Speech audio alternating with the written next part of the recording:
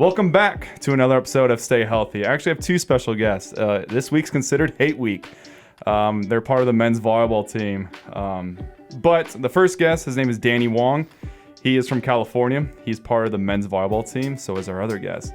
Grandview is in the top 5 in the nation, but Danny is All-American 3 times, All-Conference 3 times. He is from Hawaii, which was the number 1 team at the time. And he has the most blocks in a career at Grandview. A couple of stats of Danny. He is leading NAIA with 13 solo blocks. He is leading conference with 6 solo blocks. He is also has 4 assists. So, big team player. And with that being said, he also has 0.05 aces in conference. So he has 1 ace somewhere in there. And then ball handling errors, he has 1. He has 1 ball handling error. I misspoken. I thought he had 0. Looks the wrong thing. But he has 1 block per set.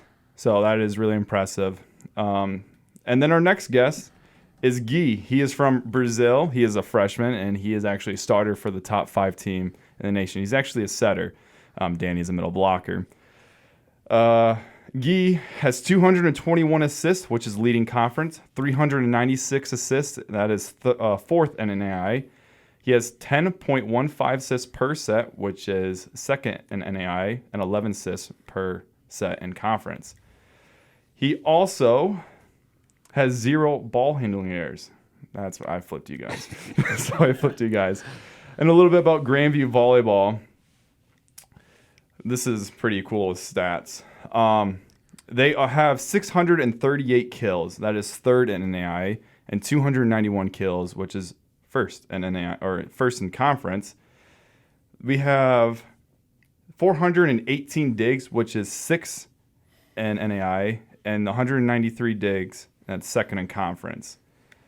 And that's about it. That's mainly the big ones about the stats wise. But Danny, is there anything I missed about your background? No, I think you hit it all. I come from California, played at the University of Hawaii before I ended up transferring to Grandview. Spent 3 seasons and in my 4th and final season now. Gee, is there anything I missed in your background? Yeah, I'm from Brazil. My home city is Florianópolis. Is on the south of Brazil. And one thing that I just want to say here that I'm living my dream. Stay at Grandview University. This is my dream, absolutely. What's your guys' favorite activity? I know we talked a little bit about it before it. Besides men's volleyball, what's your guys' favorite activity?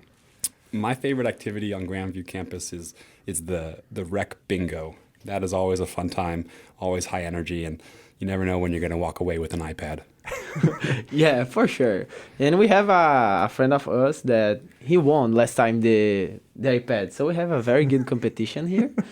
Who's going to win the next one? Yeah, we actually had, was it Nico who won both Nintendo Switch and a record player, I think, in either the same bingo or the same year. Dude, that's impressive. The most deserving guy I know. I have never won. I've been here for 5 years. Never won. I just won Wear It Wednesday for the first time last week. Wear It Wednesday, yeah. That's right. Wear It Wednesday is a thing you just, every Wednesday, just wear red, put your name in a drawing, and good luck.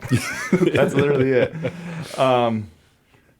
But bingo, I think it's taken really serious here. It's not an old person sport here. It's definitely not. Like if you win, you get hate on. Like everyone's booing. Oh yeah. When you win the final prize, you're booed on your way up to the table to grab those flight vouchers. Everyone starts screaming, no, it's wrong. Go again. How'd you get into volleyball? So how I got into volleyball. You know, like I said, I'm from California, where kind of men's volleyball is more popular than out here in the Midwest. I pursued it after, watching my older sisters play it. I started for my middle school team in the 6th grade, joined a club team in the 9th grade, and never looked back. Reached, NCAA and then now the NAIA, and it's taken me, everywhere I've wanted to go. For me, it's like a kind of a funny story because I remember that I was at the high school, and in Brazil it's very common. Everyone starts playing soccer, and after we we noticed that we are not very good, and then we switched sports. And I was trying like go to the soccer team, and was full the class, and they said like, bro, you lose your opportunity, you need to choose the other things. And I said like, oh, maybe volleyball. Well, a friend of mine went as well, and we start playing. And then I played for like 12 years, and then I saw a lot of people came here to United States, and was one of my dreams, study abroad. And when I searched on the internet the best university that we have here in the United States, I saw Grandview, and I could talk with the coach, and there you go. You kind of mentioned it. You kind of searched on the web for Grandview, but why Grandview? Out of all the other universities that have the men's volleyball, why did you guys decide on Grandview? Especially someone from Brazil and someone that came at a higher competition level, and both are pretty far away. And I mean, you're in the cold. I mean, is this the first time you ever experienced snow? Yeah. So it's very hard from other country. We know where is good and where is not. So I just remember to send like 300 emails for everyone and see which university was better and which coach would answer me. I was lucky. I got the answer from the coach here at Grandview, and he was from Brazil as well. So he could have a very good conversation. He could say a lot of things from here.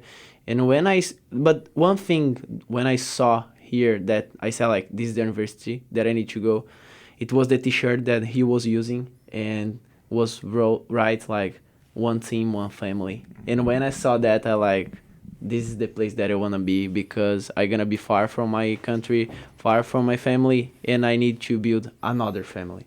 And when I saw that words, I said, this is the place. And after I saw that we were like national championship.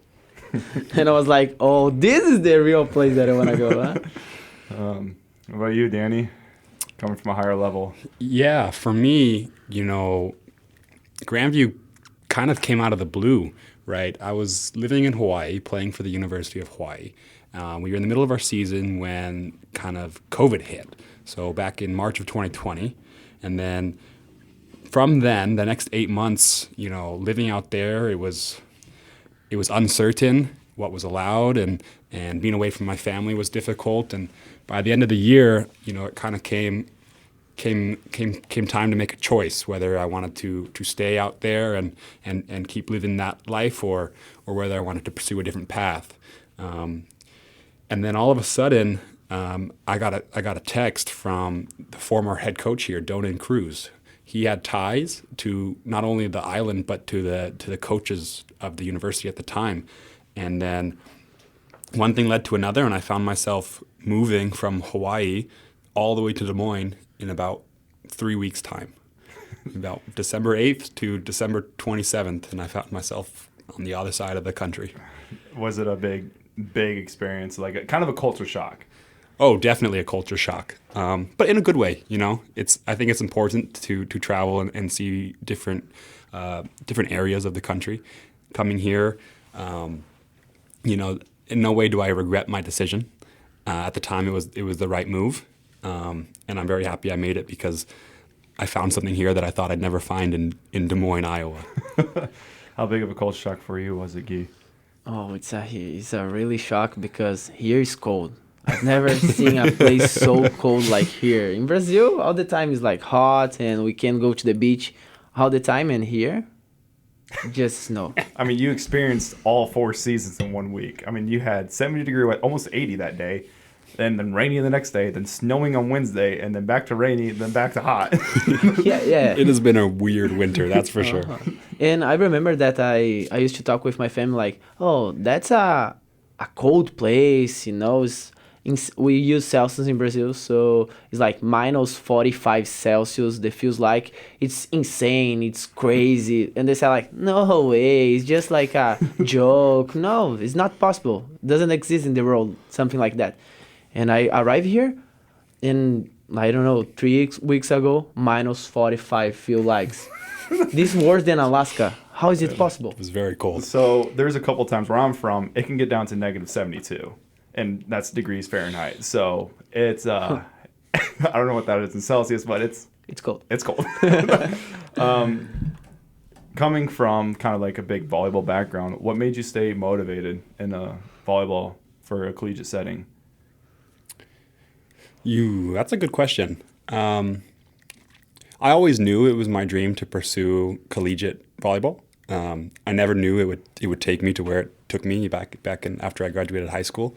And then kind of what happened was, with the complicated career that I had at Hawaii, I wanted to make sure that when I started new, that I had no regrets. And I think that really helped motivate me to stay on top of things. And we saw some success as a program here.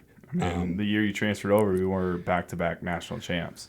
Right, that's right. When I transferred in, I mean, you say, you transfer from a different skill level, but, Grandview was ranked number 1 when I transferred here too. So that was really cool to instantly kind of transfer in and immediately contribute and see some success.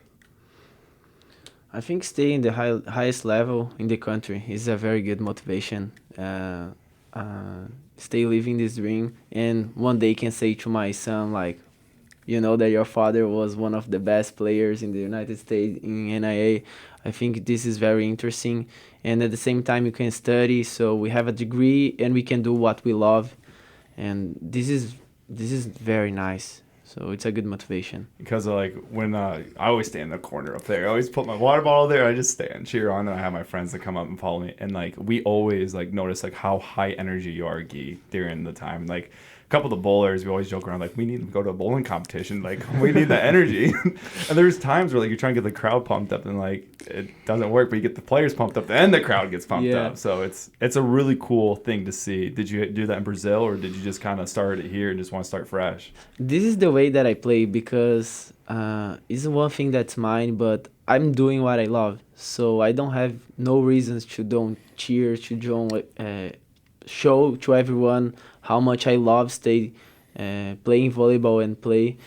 So that's why I cheers a lot, because I'm living my dream and I want to put everything out because that's perfect. I'm living my real dream, so I cannot imagine how happy I am and describe, Yeah, it's a really good answer. Me and Danny kind of talked about it, but who's the hardest team you played so far this year?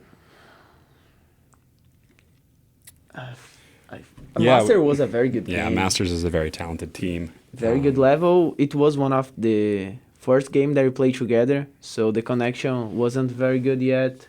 We improved a lot of things since that game, but against Missouri was a hard game because the guys talk a lot. And I think you're speaking about Missouri Valley. Yeah, Missouri Valley. Yeah, that's a tough team as well. And we have the even tougher teams coming up too. We have a big game on Friday. 8-week game, WPU. Yep.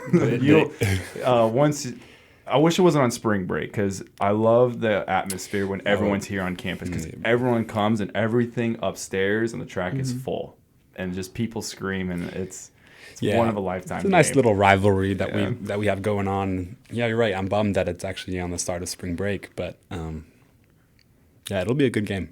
Tonight's game is William Penn against Park, so that'll be a good game to at least watch or to hear about. Definitely. Hopefully we'll have some good film and can prepare for their offense on Friday. How do you guys study film? Because I'm a bowler, and I used to play football, and watching the film, you're like, oh, this DB or this defensive back is like not very good, and like you want to try and tack him or something like that. So like, how do you guys prepare watching film? It kind of depends what position you play. I'll watch film differently than Guy will watch film, or differently than maybe Galili will watch film. I kind of care more about the other middle blocker that's across from me, his attacking tendencies. Because when I go blocking pin to pin, it's more about closing to the pin blockers than it is about knowing like their tendencies.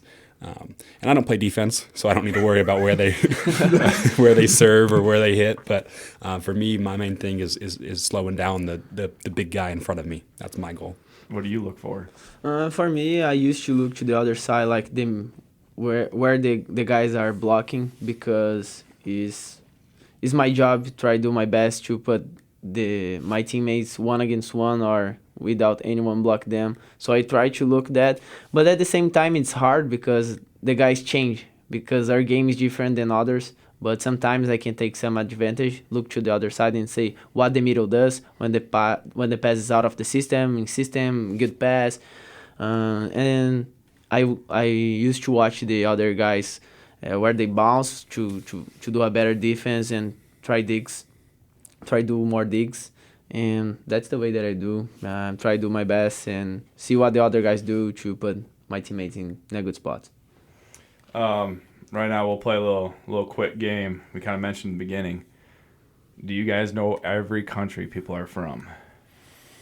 So you guys can talk it out. Country. Yeah, I think I can name every country. Definitely not every city.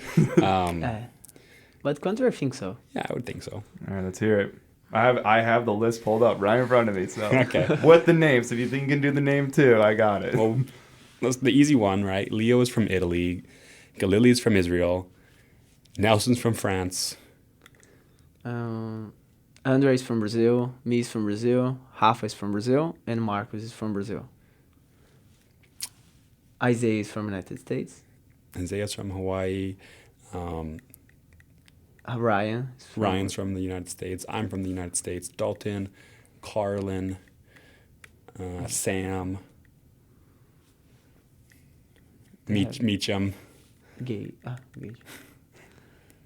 Our coach is from Brazil. Bonnie's from Canada. And then Byron is from Oh, yeah.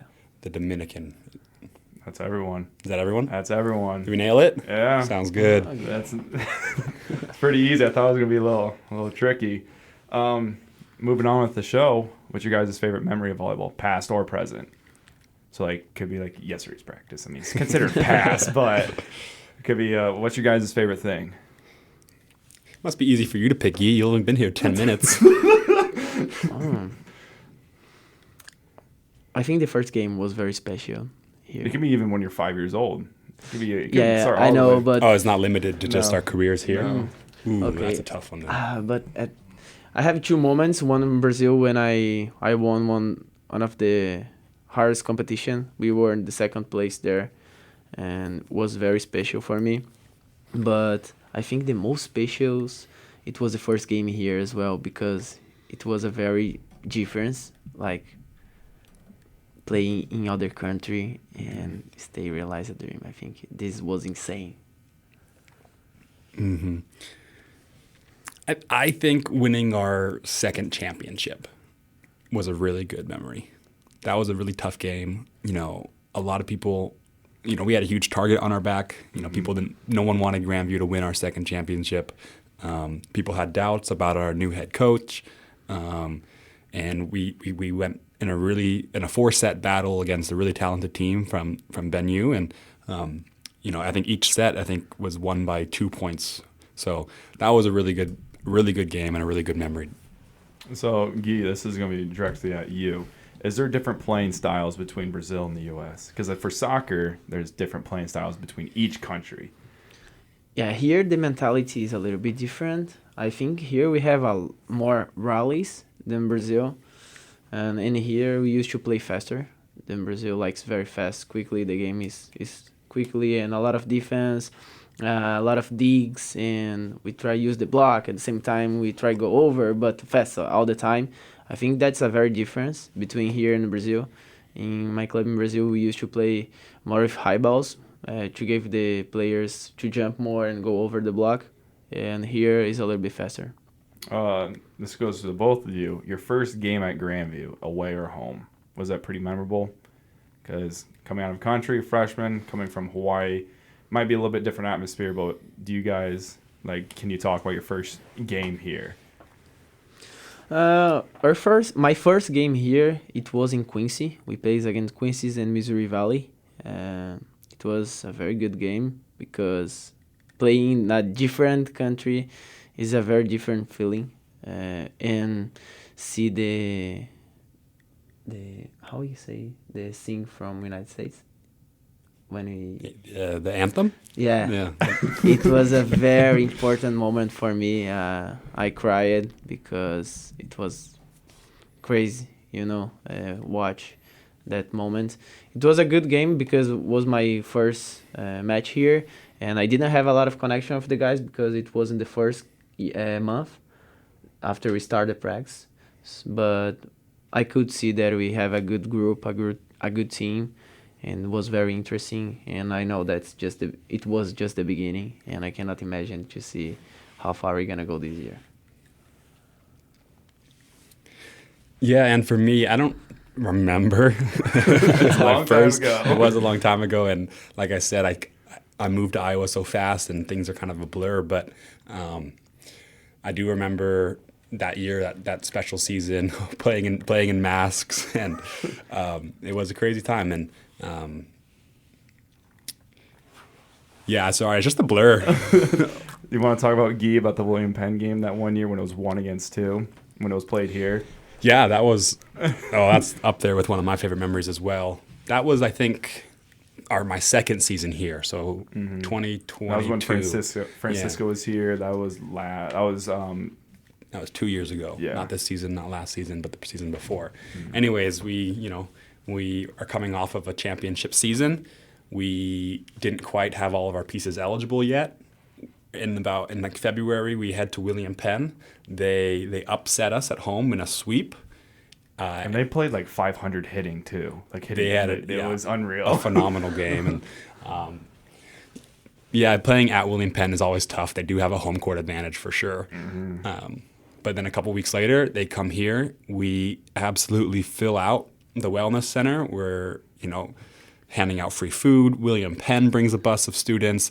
The gym is just packed, and we just demolish them. We sweep them in 3. The first 2 sets, I think, 25-15, something like that. And just seeing the whole campus come together behind a sport that many people were probably unaware of at the time, and that was a pretty legendary moment in that season for sure. Because that was the year, and 2 weeks later it was conference, and they came over, and they didn't get past 15. something like that. They did not even close to 15, and then that was your second natty that year too. Was that year, because that was your only loss, was to William Penn over there.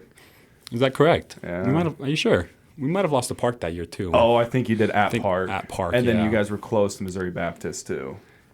It was a tough year. That was a season we had to fight for a lot of things for sure. And you guys were the 2 seed of the pool, I'm pretty sure, 2 or 1. Sounds about right. And then you guys battled your way through, and it was a crazy year. And cool. The one thing that I like about NAI, if you are hosting the site, you are an automatic bid, but at least you have to win at least some games. You can't just be like 0-20, be like, all right, here you go. Which is a good system, put in a little protection, make sure you have to earn it. But yeah, I think that kind of rule has raised some eyebrows this year. The school that's hosting it is from our conference and doesn't typically qualify, nor make it very far in the conference tournament. And no discredit to them. They've won some games now, and they're showing that they deserve it. But I think, that's a tough rule to say, just host it and you can go, right?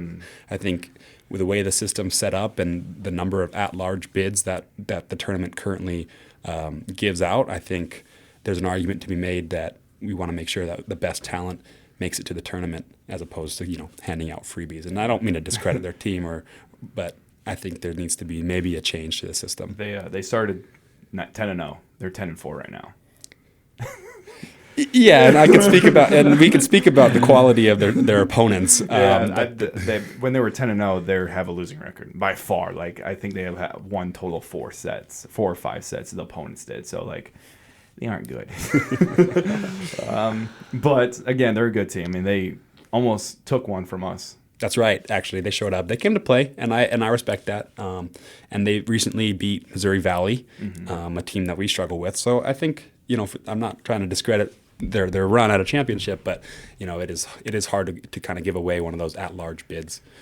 Do you guys want to guess the conference rankings? Obviously, you know the 1 and 2. So, what's number 3? Ooh, I don't know. It's been kind of a shaken up year, right? Yep. Would William Penn fill in there? William Penn's number 3. Number 4? Mount Mercy. Maybe Mount Mercy. Mount Mercy's 4. Number 5. Missouri Valley. Valley's up there? Valley's up there. Oh, wow. Number 6. Missouri Baptist. Baptist. Okay. Number 7. Out of those 4, it's got to be Pharmacy. Yeah, it's Pharmacy. They are 2 and 3 in conference, but 11 and 4 for rankings. Oh, they really 11-4. Yeah, Good for and them. They were 2 and some odd last year, so that's a complete 180. No, that is easily the most developed program that I've ever seen. I mean, I remember playing them, the first year, and I think it's been the same kind of core group since then. Just seeing them develop is definitely inspiring. Because like their first year program, they were 0 and something, and then 2 and something, and then now they're at 11 and 4. Right. Their number 24, he's a player. Yeah, He is. He's a player. Number 8. Who's left? Is that Clark? Clark is 8. Number 9. Graceland. Graceland is 0 and 5, 2 and 9, and then number 10. That leads Culver. That's Culver. They're 0 and 5, 2 and 12. So, you guys have a big one against the Yellow Jackets, 0 and 5, 2 and 11. Even though record doesn't show, but they can put up fights. Yeah, I know some of them personally. We used to have a lot of ties with that team because a lot of them came from the island of Hawaii as well, and I'm excited to play against them tomorrow. Because that had to be postponed from today. There's a big game tonight too. Yeah, which we're going to. For sure. We're going to warm up very well tonight, huh? Uh-huh. Next question. You guys play a lot of 2-a-day, or not, it's not 2 days, but like back-to-back games. You play a late night game and then kind of an early afternoon. How important is sleep? And hydration, because how quickly you guys stay hydrated and how important is that sleep? Yeah, I mean, very important. There's a lot of quick turnaround. And sometimes we're playing 2 very talented teams in within a 24-hour time frame. It's important to get that rest and that hydration, especially for those who play twice as much as me in a sense that I only play half the rotation. So I know a lot of our guys struggle, and at hotels we're frequently taking ice baths and liquid IVs and stuff, but it makes a difference, right? 8 hours of sleep versus 5 hours sleeps will definitely impact how you play. Yeah, because it's hard sometimes when we play like until late of night, and we need to sleep because we cannot sleep. We steal the feelings from the game, so we take at least 4 or 5 hours to sleep because we do ice bath. We need to eat, and we need to organize our stuffs when we arrive at the hotels, and we need to talk as well about the game because we need to do some jokes as well. And after, we can sleep. So at least 4 or 5 hours to go to the bed and try rest a little bit. And the other day, we need to wake up at least 8, 9. So sometimes it's hard. Because you guys played Culver that one day. You guys got done super early. And then you guys had that bus ride over to Missouri Valley. Oh, yeah, that it was a very 2.5 hour. Yeah. After the game, we had to drive 2.5 hours to our hotel. And then wake up in the morning and play. I think our game was at 2 o'clock that day. 2, yeah. Yeah. They gave you that extra hour. Sure. And then we went 5 with them, and then we had a 4-hour drive home from there. I always joke around with the bowlers that we had a bowler, Johnny. He came on. He was like, honestly, the most tiring thing is riding back on a bus. Like, even though you might not have done anything during that game, is riding back on that bus. Yeah, I mean, those vans are not very, very comfortable, and we packed them pretty tight. Because, like, how tall are you? I'm 6'6". How tall are you, Guy? 6 foot. 6 foot, yeah. We'll say 6 foot. Yeah. But yeah, I mean, as far as the team goes, I mean, I would say half of us are 6'4" or taller, so and those vans are just not for a volleyball team. No. Sure. At least we go in 2 vans, not 1. Yeah. So can we not like Georgetown, who Yeah. filled every single seat in one kind of, like the GV bus type thing. No. Smaller than the GV bus. Yeah. No, we're talking van. like an airport van, like no. a cushion seat, like a mom van. Yeah. Right. And there's 15 of them in this one van. The drive from Georgetown is 9.5 hours. They did it on the day of our game. Oh no. And they are tall. They are taller than us. I think their Most of average them. height is taller than us. And for sure. what's bad is they're coming in a snowstorm too. So kudos to them for the second match, playing, impeccable defense and impeccable blocking, because that's not easy traveling like that. So good on them. Because then traveling the 9.5 hours right after the game, that's not fun at all. But actually, I think I spoke to them. And I think they stayed the night after the second game and then hit the road in the morning. Okay. Which is kind of a strange format. You'd think Yeah. maybe they'd want to come up early, stay the night, and then hit the road after the second game. But Worked for them. Yeah, who knows? But yeah, because I was watching the William Penn game against Missouri Valley, and the announcer was like, "Yeah, Gravy's on the way over. We're just starting a third set." And No, then, really? Yeah, and then they kept saying like, "Oh, they're gonna have really good film pretty soon." So I wonder if you guys were watching it at least on the way up there, Rafa or your coach. Or Yeah, well, I someone. mean, everyone's on their phone after a game, either watching the game we just played or watching, whatever's on the conference network at the time. But we definitely tuned in. Exciting. It was a 5-setter, wasn't it? It was a 5, Yeah. and it was a close 4-set, and then the 5th set, Missouri Valley just ran away with it. They had one controversial call, and ever since that call, William Penn won that set or won that point, and then Missouri Valley just ran away with it. It was a good Good match. yeah. Yeah. What does your weightlifting/training look like in season, so where you're at school, and out of season when you're back at California or when you're back at Brazil? Ooh. Like in season, you'll hear the coaches talk about a lot about like kind of maintenance. I still like to kind of push myself in season, less with those compound movements and more with maybe those explosive movements. And then in the off season, it's about getting your squat and as high as it can. The more weight you can move, the higher you can jump. Yeah, during the season it's hard. We push a lot because we are tired all the time. We are playing, or we are traveling. So it's very hard. And when we are not playing or traveling, we need to do a lot of assignments and sleep late. So we cannot manage our body to stay heavy all the time. So preseason is the time that we need to be strong and push a lot, and after during the season just try keep the movements and don't go so hard because we need to stay light at the same time. It's a thing from volleyball. We cannot be so strong because we lose our movements and our velocity. So that's how it works. So you live in Iowa, right, Danny? You don't go home over the... No, I just moved here. okay. August, I actually drove across the country from my hometown to here. I work as a volleyball coach. I have an internship as a big boy job, and I brought my dog over. So I'm here to stay for now. So before season, especially before you moved to Iowa, how did you guys get ready? Like, what was your out of season to get ready before the big season? Before you even met the new coach, like, what did you guys do to get ready? To be honest, I had 1 year in gap after I finished my high school. I didn't know what I would do because I knew that came to other country would be hard. So it was just a dream that I had, and I was like, oh, it's done. I don't have time anymore. And then my uncle said something for me, and then I started sending emails, and I was like just lifting and playing volleyball to make fun. And 3 months before start the last semester, I sent the emails, I got the answer, and everything started. So I started push me a little bit harder, and came back here, and just came here. Yeah, the kind of double-edged sword when it comes to playing a spring sport is that you are training, all of the fall semester and the fall season. So over the summer, I don't typically follow any kind of weightlifting programs, but I spend a lot of time maybe playing beach volleyball, staying active, or just volleyball with my family, because you have the whole fall semester where you hit the weight room heavy, you hit the training and the repetitions, and then you have all of spring when you're in season, and then it's a year-long sport. It's a tough gig.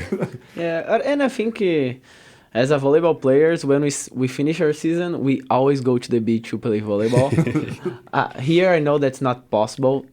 We have beaches. This is right next to Yeah, cracks. yeah. But here, one thing that I really enjoy here is the grass volleyball. I've never seen that in Brazil, so it's a very good way to play volleyball, and I really like it because we can have fun and play as well, and we don't have the sand. Sometimes I don't like the sand. You don't like the sand? Yeah, because it's dirty sometimes, so we need.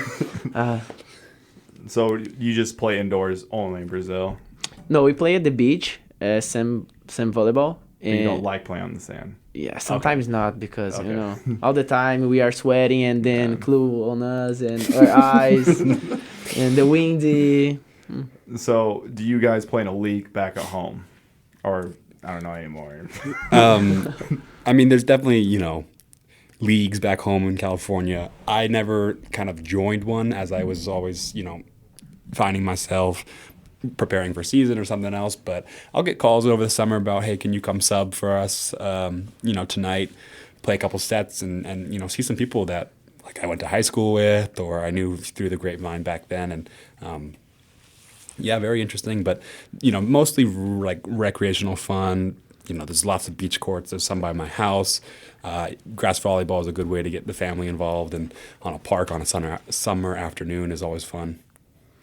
Yeah, I think here is common as well. But in Brazil, we have some clubs that does some competition to put something online. Sometimes money, sometimes medals, just to have a better competition, and we can have fun at the same time. Going to the next. What does your nutrition look like? In season, out of season. It might not be the greatest with the calf, No. but what does it look like? Yeah, my nutritionist. That's the way that we say.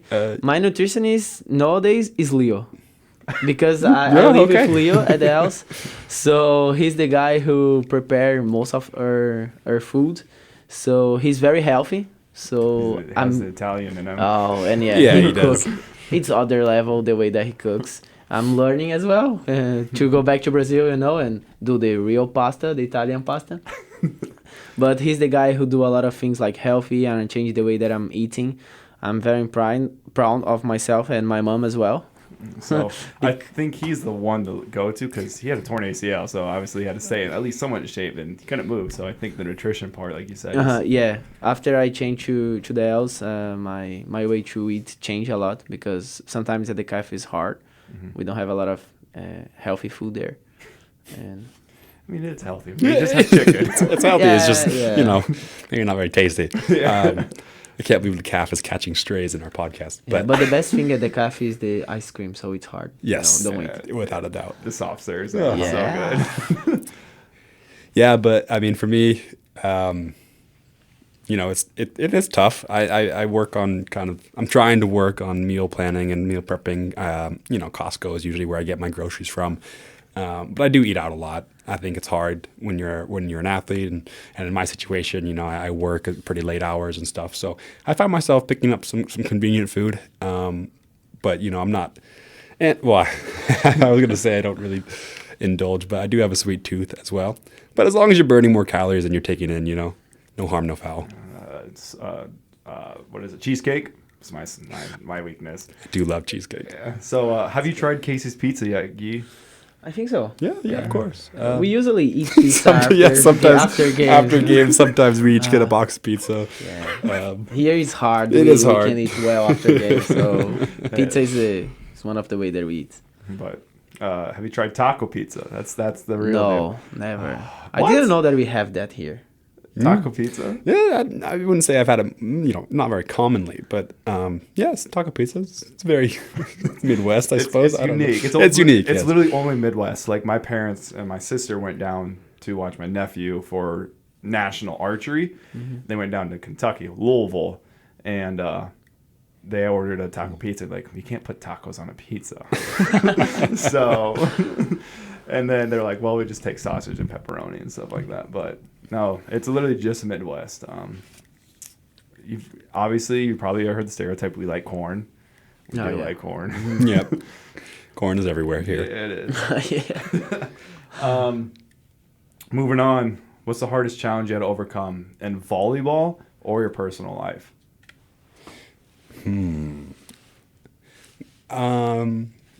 I've suffered injuries, of course, throughout my career in sports. None so where they were, year-long recoveries like Leo had, but they are, tons of ankle sprains, and I have broken a couple of fingers blocking before. So those are always tough to overcome. When the first day back after an ankle sprain where you're not jumping as high and you're not moving very well and you're just being careful. Those are definitely challenging. I don't know, Guy. I think as a setter, I don't have a lot of pain. So You're also, what, 18? Yeah, your knees I'm 19, so your knees my don't body hurt. is new yet. So That's I why don't you have feel so a much lot. energy on the court. The next year, it's probably going to dwindle a little bit. Yeah. It, Age will hit you. since I started play volleyball, I cannot remember the last time that I feel something that hurts me. Of course, just my legs sometimes that I feel tiny and I had some struggle on that, but it's just because I'm tired. But I don't have a real problem in my body. Thank you, God. Man. Better knock on wood. Yeah.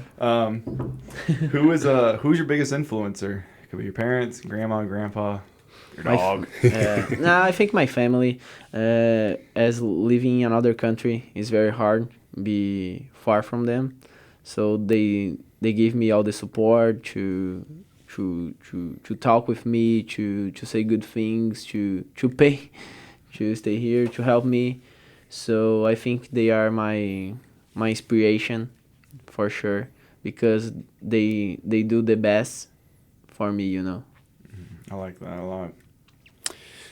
Yeah, that's a good answer. I'll piggyback on that. I mean, my parents. I was very fortunate that my parents gave me the opportunities to pursue what I pursued, and I'm thankful that they put me in the position to succeed, and I definitely work hard to honor that what they gave me. Being an athlete, probably all heard about mental health. What does it mean to you guys? Since you're practically, I want to say middle of the season, but like you're practically middle of the season. What is it? Is it pretty challenging? Like, what do you guys do? So like, what does mental health mean to you? We'll start with that.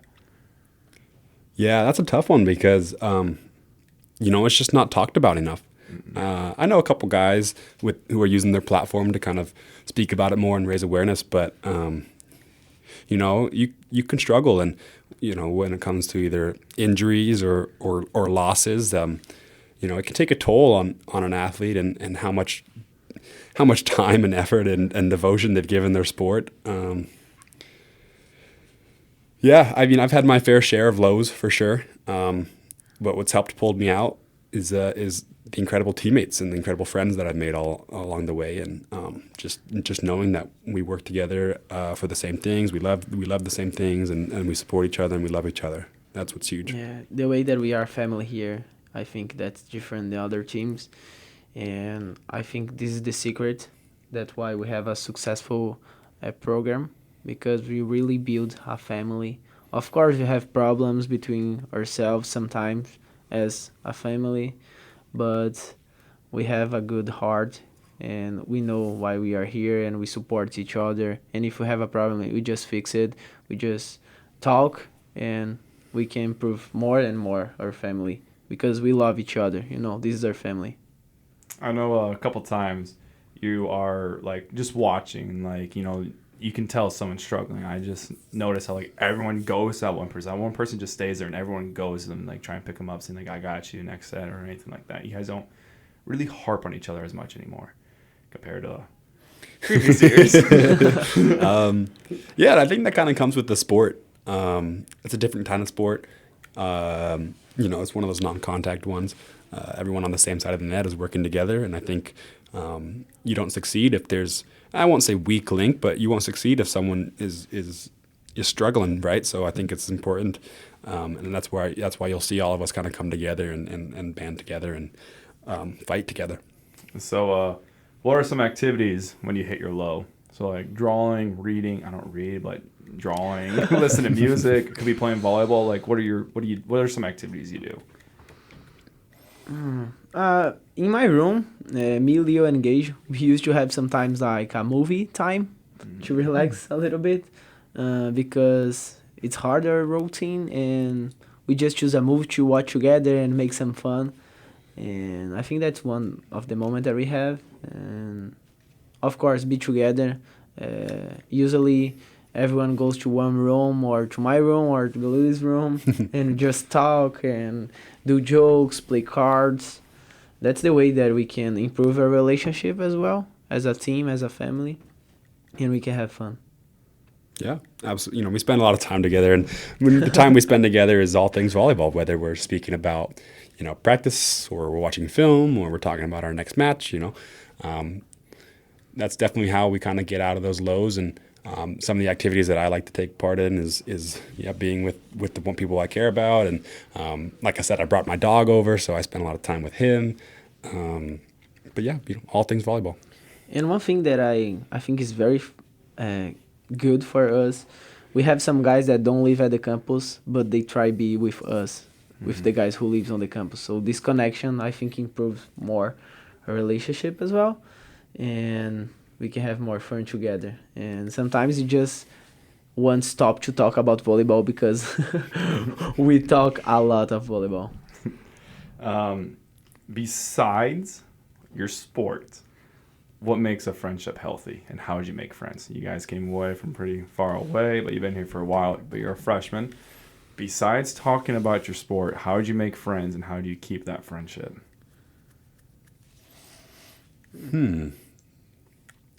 Yeah. Right. When I look back at kind of my closest friends, you point to the sport and you say that's what kind of brought us together, but it's really about kind of having things in common. And I don't spend as much time as I used to around all the guys, but I definitely miss it. But like you said, you cook with Leo and you guys enjoy that time together. And I think those little things outside the court, whether it's making food or going out to eat or hanging out, watching film or stuff that's kind of outside of the court, that's really how you kind of build those bonds. Yeah, and we have some situation that we do a lot of jokes and we can improve sometimes as like a relationship, me and Leo. Sometimes I burn something and he said like, come on, Gay. It's an easy thing, or with Gage and other guys, but we have when we have like common points, it can improve more relationship as a friend, Yeah, because, especially when you come back from a far away place. I mean, how many miles or how long was the plane ride over to Iowa from Brazil? Maybe a day, 24 hours, because we have the connections, everything, but at least 14, 12 hours. Jeez, yeah, it's a lot. And one thing that we makes a lot of friends here is international guys. We know how hard it is stay far from our family. So when we have this point of common, it's easier to make friends as well. And when we find a person who lives in the same country as you and you can speak your language, your first language, is very good. And this is a very good connection that we can find here. So what's your first language? Portuguese, right? Portuguese, yeah. So do you miss talking Portuguese all the time, or? We have some Brazilian guys here, and we usually speak English a lot. But at the same time, we try speak English as most we can because we want everyone to understand what we are talking about. Just when we are with each other, like just Brazilian guys, when we are just us, we just speak Portuguese. But when we have like American guy in the middle of us, we start speaking English. Okay. And sometimes we teach them, like Ryan is learning a little bit, Nelson. Well, that's good. That's cool that you're kind of bringing that, your first language, and trying to teach it to other people, even though they're like, I'm never going to learn this language. But like, it's pretty cool how you're kind of teaching other people. Kind of wrapping up, what does your playlist look like? I know before every men's volleyball game, there's a lot of... Yeah. My playlist or kind of like the Grandview volleyball playlist? It could be either or. You can talk about both if you want to. I get a lot of hate from Galili and Leo about my playlist just because I kind of include everything. But our playlist definitely surrounds, Latin music or Brazilian funk, right? Oh yeah. We enjoy kind of the foreign music, and we listen to a lot. And if you come to our games, you'll see on our warm up playlist, it's not English. No, it's not. Yeah. But you see the crowd getting into it. Like that's the coolest thing. Like they might not understand it, but like yeah, right. I don't even understand it, but I get into it. Yeah, as we have a lot of international guys here, we switch a lot of information with each other and culture. So sometimes we find a very good music in Italian or in Spanish or in Portuguese, sometimes in English as well. So we can mix all of the things together and we start listening all the time. What do other teams ever say anything? Because like when you go to other teams, they might just play straight English music or something like that. Most of them, right? Most of them will play English music, which is strange because teams kind of collect, Europeans. I know like Missouri Baptist is has a good chunk that are from Serbia. I know Missouri Valley has a good chunk that's from Brazil as well, yeah. but I don't think, no other team really seems to get into it like we do.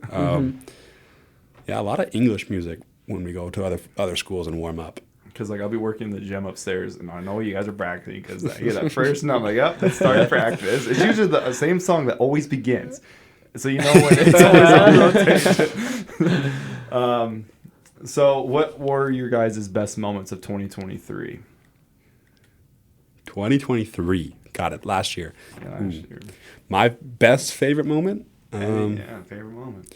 You know what was really cool was graduating from college, from Grandview, of course, but picking up kind of my family and people who I'd never thought would step foot in Des Moines, but picking my family up from the airport and seeing kind of everyone in one place, supporting my accomplishment, and that was really cool. I think that's my favorite moment of 2023.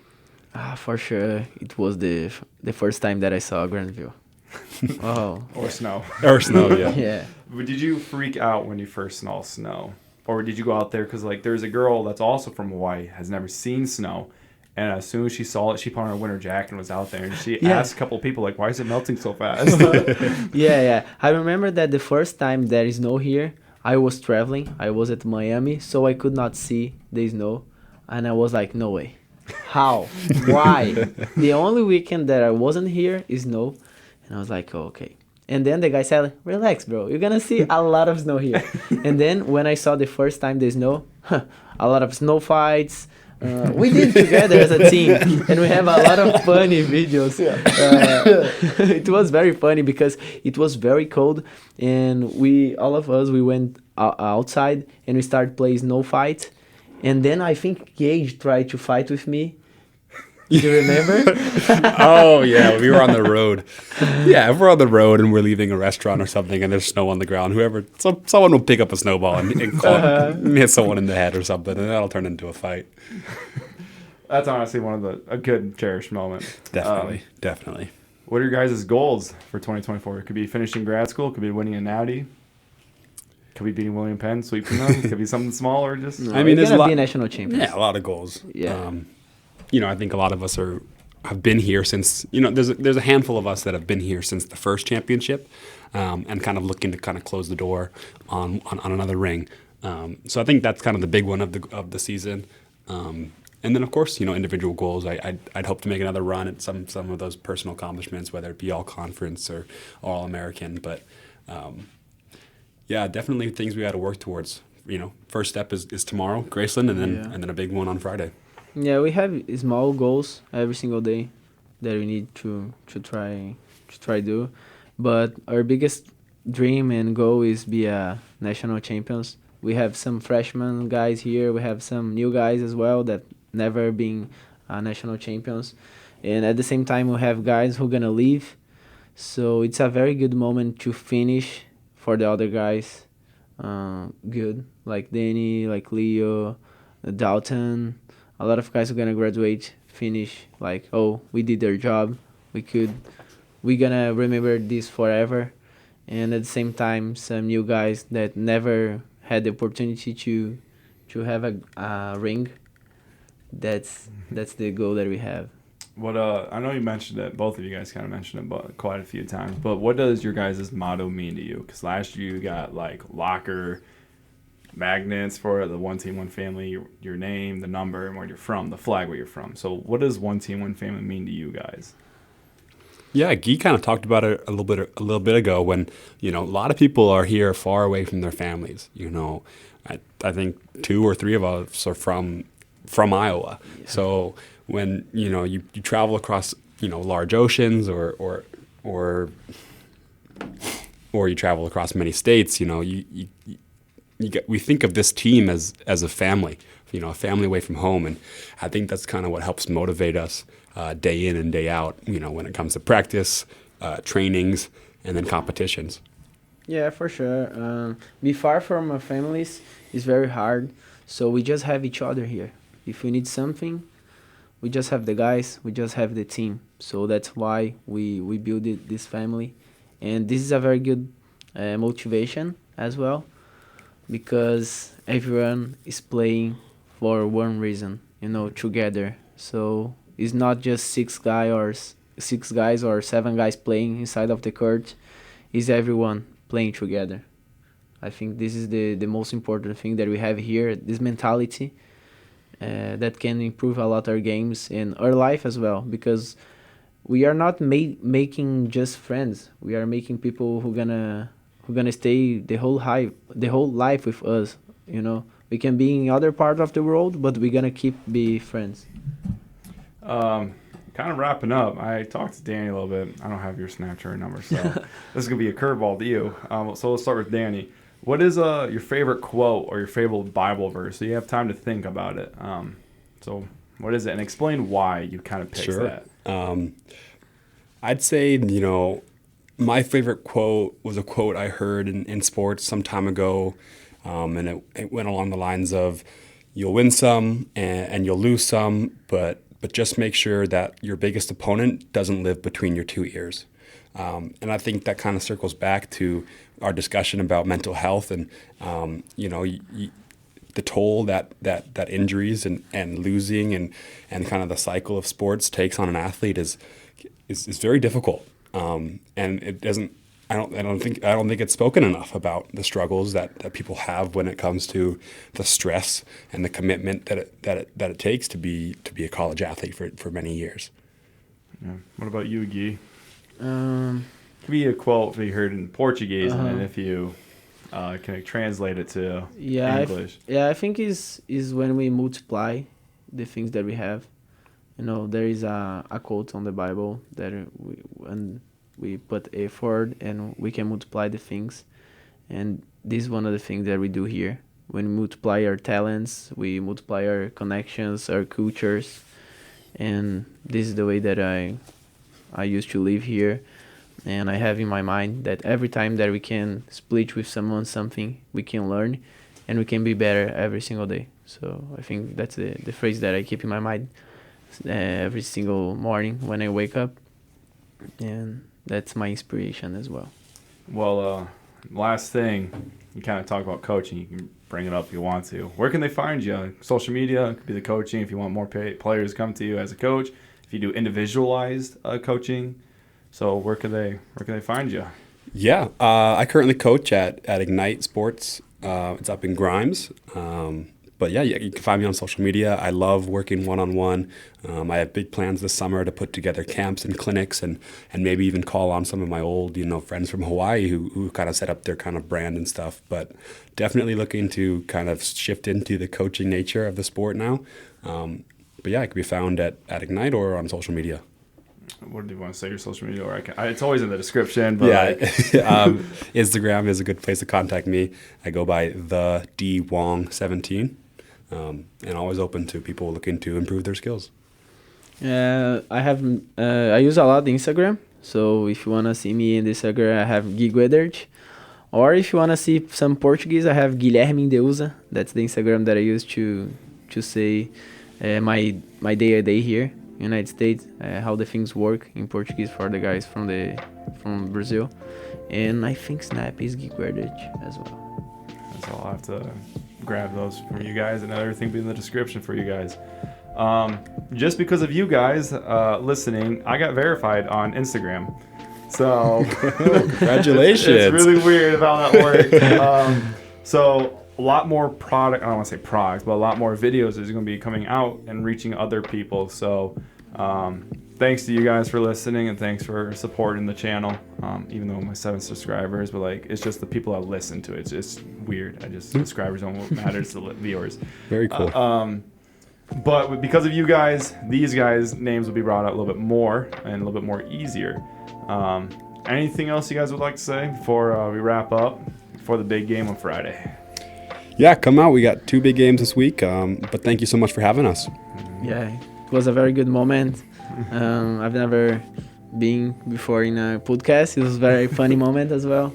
I'll have the game linked on the Heart Conference, so all you have to do in the description is press that link and it'll come straight to the game, so you guys will understand of how crazy it can get. Other than that, thank you for listening, and as always, stay healthy.